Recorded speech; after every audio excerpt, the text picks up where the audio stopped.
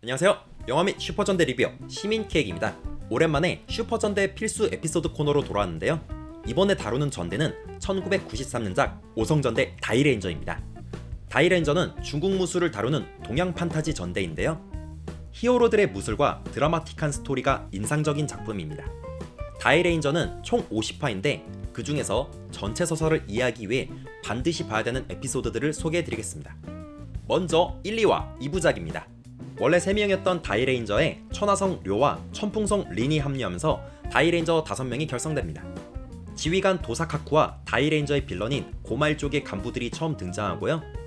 류 레인저의 기전수 용성왕도 처음 등장해 기전 무인으로 변신합니다. 다음은 3화 4화 2부작입니다. 평범한 이야기로 시작하지만 다이레인저가 도사카쿠로부터 다이족과 고마족의 과거 이야기를 듣게 됩니다. 다음은 5화 6화 2부작입니다. 5화도 평범한 내용으로 시작하지만 6화로 이어지면서 류 레인저를 제외한 다이레인저 4명의 기전수가 등장해서 천공 기전으로 합체합니다. 다음은 7화 8화 2부작입니다. 류 레인저, 류의 아버지, 철면비 장료가 등장하면서 류의 출생의 비밀이 밝혀집니다. 그리고 5개의 기전수가 합체해서 다이레노가 됩니다. 다음은 9화 10화 2부작입니다. 다이레인저 시리즈의 중요한 조연인 공작명왕의 화신 공작이 처음 등장합니다. 공작과 가라가 원수 사이라는 게 밝혀지고요.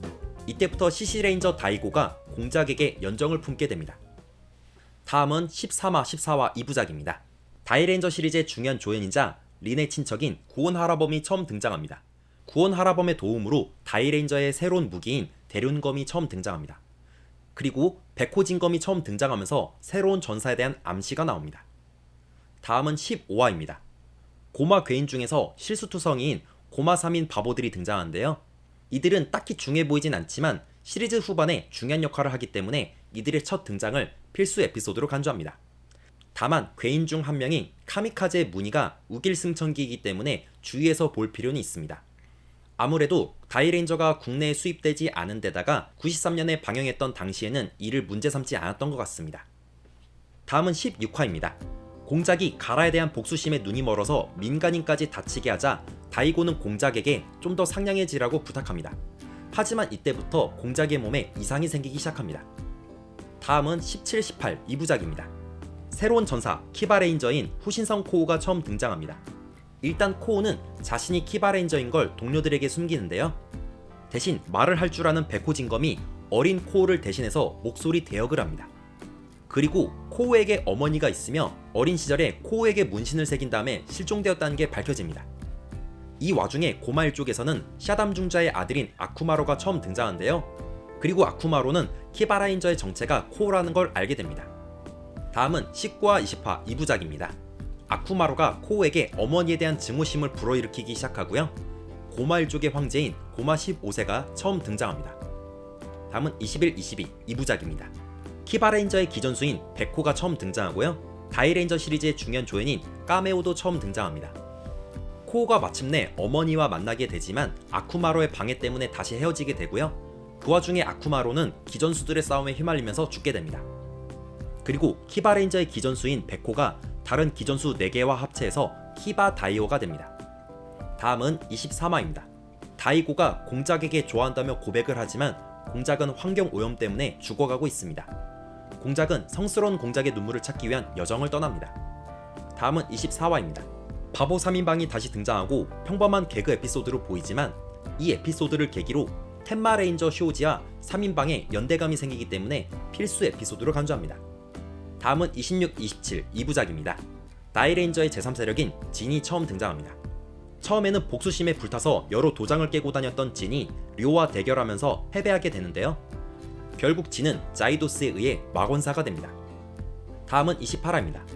새로운 천보렐의 구슬이 처음 나오며 이때부터 까메오의 비중이 늘어나기 시작합니다. 다음은 29, 30화 2부작입니다. 다이레인저 동료들이 코우가 키바레인저였다는 사실을 알게 됩니다. 그리고 코우 어머니의 메시지를 통해서 코우가 고마일 쪽의 혼혈 아이이며 10살 생일이 지나면 고마로 바뀐다는 게 밝혀집니다. 그리고 구온 하라범이 다시 등장해서 필살 무기인 기력바주카를 만들어줍니다. 31화 까메오가 사실 인간이 아닌 기전수였다는 게 밝혀집니다. 이때부터 까메오는 기전수 다이무겐으로 변신해서 다이레인저를 돕게 됩니다. 그리고 에필로그에서 고마 15세가 죽었던 아쿠마로를 부활시킵니다. 35화 료가 막원사가 된 진과 대결하다가 독살 위기에 처합니다. 다행히 독을 이겨낸 료가 진을 쓰러뜨리는 데 성공하는데요. 하지만 진은 자이도스에게 끌려갑니다. 36화 공작과 가라가 어릴 때 친구였고 가라가 공작을 지켜주려다가 얼굴에 상처를 입었다는 게 밝혀집니다.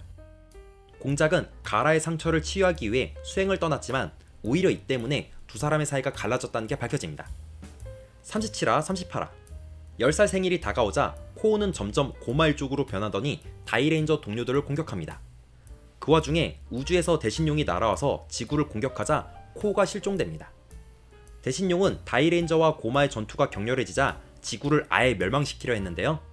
도사카쿠는 지구를 구하기 위해 고마일 쪽이랑 임시 휴전을 맺게 됩니다. 39화 자이도스에게 붙잡혔던 진이 탈출하면서 료에게 구출됩니다.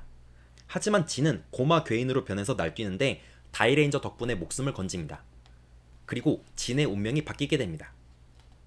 40화 바보 3인방이 쇼우지에게 마지막 승부를 걸어오지만 이 모든 건 자이도스의 함정이었습니다. 쇼우지의 정정당당함에 감복했던 3인방은 쇼우지를 구하려다가 자이도스의 함정에 대신 걸려 죽게 됩니다. 41화 공작이 마침내 성스러운 공작의 눈물을 찾지만 성스러운 공작의 눈물을 사용하면 인간들에게 피해가 간다는 걸 알게 됩니다. 결국 공작은 성스러운 공작의 눈물을 가라의 상처를 치유하는 데 써주고 승천합니다.